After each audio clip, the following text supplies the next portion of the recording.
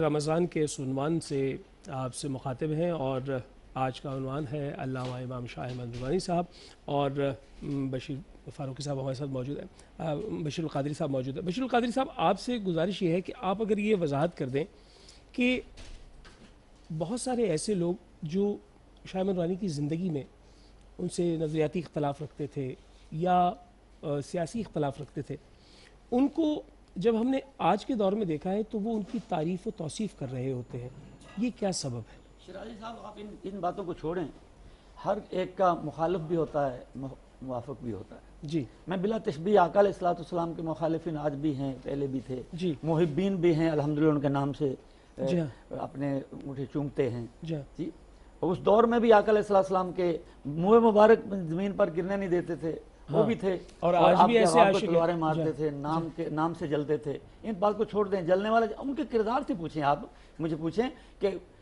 آپ کا کردار کیا ہے، آپ نے کون کون سے ایسے کام کیے ہیں کہ جو رہتی دنیا تک بلا شبہ۔ اچھا، ایک وہ زندہ رہیں فتنہ گے۔ قادیانیت کے حوالے سے بتائیے جو انہوں نے ضرب کاری لگائی ہے۔ سب سے بڑا کام جو آپ نے کیا ہے وہ اتحاد بین المسلمین والا کام کیا ہے، جی، اور پوری کائنات میں آپ ایک بر اعظم سے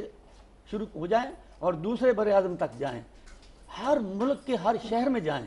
اور تحقیق کر لیں۔ میں اعلانیہ کہہ رہا ہوں، تحقیق کر لیں کون سا ملک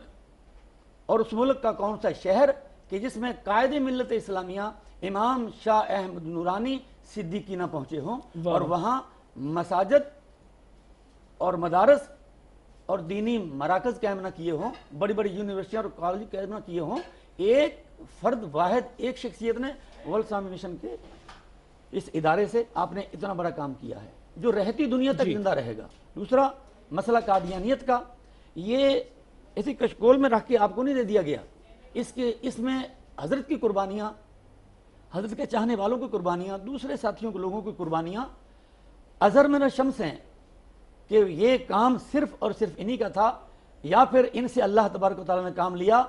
صدیق اکبر رضی اللہ تعالیٰ عنہ کے لہو کی وجہ سے، ان کے لشکر جگر ہونے کی وجہ سے، کہ انہوں نے اس دور کے قادیانی مسلمہ کذاب کو، اس دور کا قادیانی تھا، کیا بات ہے، جس نے آپ کے سامنے جنگ یمامہ میں 70,000 فوجی اور ادھر 13,000 فوجی، جب صدیق اکبر اعلان کرتے ہیں کہ آ جاؤ باہر میدان میں، سب آ جاؤ، سب نکلو، کیوں؟ کیا وجہ ہے؟ میرے آقا سید عالم خاتم الانبیاء والمرسلین ہیں، مسلمہ کذاب نے دعویٰ کیا ہے جھوٹی نبوت کا، جھوٹا نبوت کا دعوے دار، مدینے میں کوئی ایک مرد نہ رہے، میں نے قانون بنایا تھا، آپ فرماتے ہیں ہم نے قانون بنایا تھا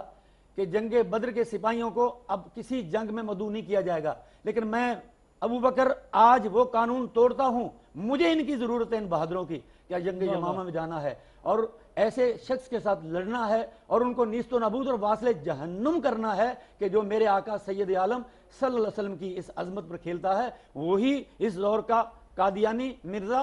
وہ ناسور، اس کو قائد ملت اسلامیہ نے نیشنل اسمبلی میں وہ قرارداد بڑی مشکلوں سے، لڑائیوں سے، جھگڑوں سے، دن رات جاگنے سے، تقاریر سے، باس مباحثے سے وہ پایا تکمیل تک پہنچی، اور الحمدللہ یہ بہت بڑی گندگی، یہ جو آپ نے مرزا غلام قادیانی اور ان کے ساتھیوں کی بہت بڑی گندگی کو حضرت نے اس وقت اتارا اور اعلان کیا کہ میرے ملک پاکستان کو اگر یہ یہودی عیسائی جن کا یہ پودا ہے خود کاشتہ، کون؟ مرزا غلام قادیانی،